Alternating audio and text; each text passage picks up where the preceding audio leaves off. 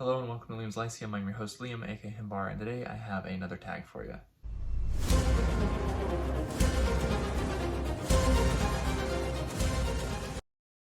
This is a tag everyone's been doing. As far as I'm aware, I was not actually tagged by anyone in particular. Maybe I have been and I just don't know. But it's the Midyear book Freakout tag or whatever it's called. So I thought I'd go through some prompts. I can't even remember whose video I grabbed these prompts off of, so sorry, there's been tons of these videos and I just screenshotted one of them. I'm going to try to go through this relatively quick, just make a short little fun tag for you. So mostly actually kind of so I have something out this Saturday, but I mean I haven't filmed anything in a while anyway, so I need to. But there are 13 prompts for the version that I found at least. So the best book you've read so far in 2022. So I have to do less editing later. I have the book here. That is The Earth of the New Sun by Gene Wolfe.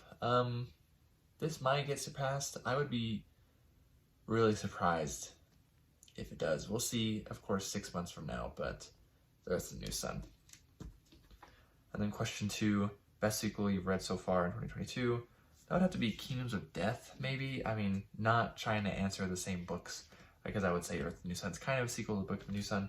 But Kingdoms of Death is book 4 in the Sun Eater series, which is right now kind of my second favorite series, right behind the Solar Cycle.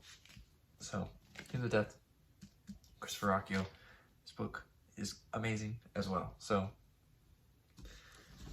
and then let's see, new release you haven't read yet but want to. So I'm actually going to put Eversion on this one by Alistair Reynolds. I've read one novel by Reynolds before, it's House of Suns. I read that in April actually, or just this year. This is actually the UK copy.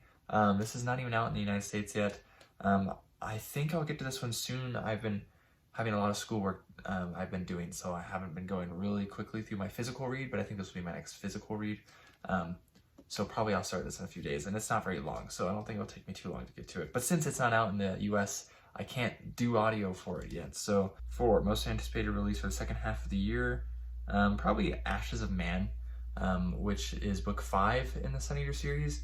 Another one I'm also really looking forward to, which I believe comes out in August, is Baden Hill. This is the second of the Wars of Wrath books by Anonymous, first one being Gurzel, which I reviewed earlier this year. So one of those two.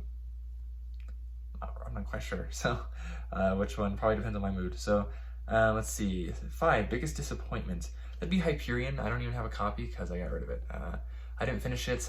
I feel like if I had been more lenient in one aspect, I probably would have ended up really enjoying this one. But this Simmons wrote into that one place I just won't forgive, I guess, or rather I will not finish your book for it. If I find it too much. I think that probably depends on my mood somewhat too, obviously, and just how it's done. I don't know, there's no hard and fast rule to it, but yeah, that was the biggest disappointment by far, because I thought that would easily, or could easily be a new favorite, and I didn't finish it. So, I know that's heretical to some people probably. Biggest surprise, that'd be The Black Company by Glenn Cook.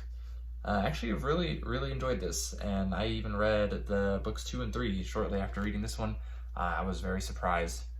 Just by how good it was. So I didn't have like really any expectations going into it. I mean, generally the idea of dark fantasy doesn't appeal so much to me, but one of my favorite series from the last couple years, 2021 and 2020, was the Erebus Chaos Saga, which is also technically dark fantasy, and you know, I loved that. So I guess I'm a little bit more open to it these days. And then favorite new author or debut or new to you. Again, maybe the person who wrote Gurzel, Anonymous, whatever that person's actual name is, or Glenn Cook. So they're not my favorite authors yet. I'd have to read more by them and see where they, you know, arrange themselves on that list. But they're ones I read this year for the first time. They're pretty good. Hey, newest fictional crush. So I don't get book crushes. Maybe when I was a teenager I did. I mean, if I have to give an answer, maybe Jarell Joari by C.L. Moore. She kind of reminds me of my wife, so it's not really much of a crush, I feel like. But if just so I can have an answer there. And then 9, newest favorite character. Maybe Duiker or whatever the heck his name is from Dead House Gates. So And then that goes along with the next question, book that made you cry. I would put Dead House Gates. I think that's the most recent one. I cry actually decently often.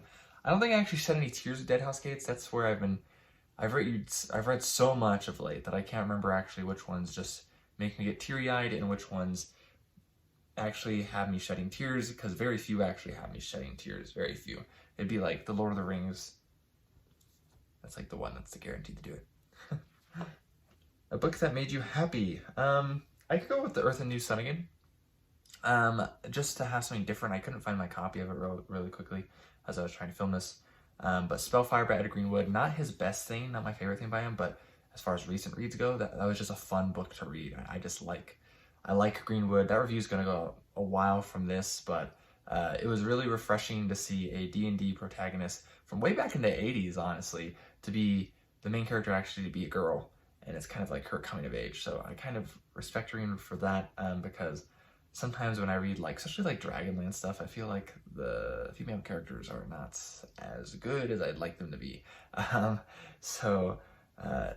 that's a different topic. So anyways, but yeah, Spellfire, which I know I just appreciate Greenwood as he is. He's really divisive as a writer. You either really like him, I feel like, or you really don't. I guess some people are probably in the middle, but I really like Greenwood.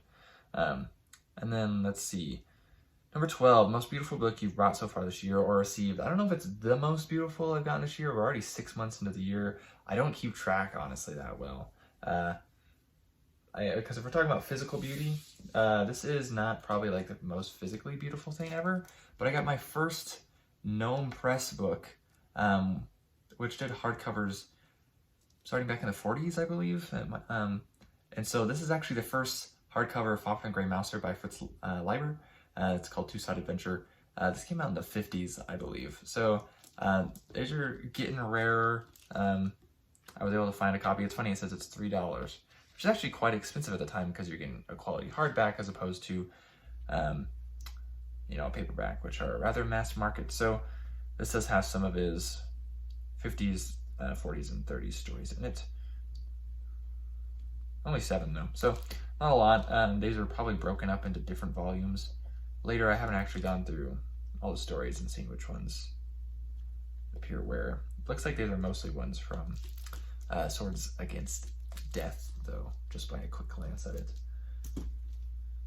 And then, what books do you need to read by the end of the year? So, besides some of the ones I've already mentioned, well, I do actually want to read all of Long Sun, but I haven't even started that yet. But as far as like actually finishing series, I'm planning to finish Elric's Saga, at least the main 8 books. There's the original 6 Daw ones, and then there's the 2 that came out later. There's the Dream Quest trilogy, which I don't know, I might not have that one done by the end of the year. But I want to be able to read The Citadel of Forgotten Myths and have been caught up, even though it'll probably take place in between Weird of the White Wolf and The Vanishing Tower, which are books 4 and 5 in the current chronology. But I still have Bane of the Black Sword to read and Stormbringer. So I'm super excited about these, honestly. I thought Revenge of the Rose was a little underwhelming, but that was also one of the later ones that came out in the 90s, while these are like the original like 60s, 70s works. So super, super excited for these. I think they'll be freaking awesome. I'm excited to conclude Elric. Along those lines, I also have the last 2 volumes of Fafner and the Grey Mouser, book 6, Sword and Ice Magic. This one's waiting for me. These Moorcock ones, I actually have generally been listening to Sam Rukin's narration, the new ones with the new bind-ups, because he does a great job of narration. He also is a narrator for Sun Eater, by the way. And then The Knight and Knave of Swords, which is book 7, Fafner the Grey Mouser. Excuse me. So I think that's all the questions, actually. So hopefully you enjoyed this, I guess, if you enjoy that type of thing. I'm not a very exciting person. That's probably why my subscriber count is so low. But I should actually say thank you, maybe take a moment to say thanks to all the people who do follow, subscribe. I really just, how do I say this without coming off as pretentious? I make this content for myself, so and the fact that some people actually enjoy it is appreciated. I do like having conversations about books. That's one thing I definitely wanted from it, besides just making videos about stuff I love. So thanks for joining, thanks for subscribing, thanks for sticking with me throughout. It's been almost a year now, actually. I'll be celebrating, by the time this comes out, this will come out July 2nd, so that is the month that I'll have my booktube anniversary, so in a couple weeks. But thanks for watching the Leaves, Leaves, and Lyceum. If you want to talk more do have a Discord. You can come and relax there. It's pretty chill. So, I'll catch you next time.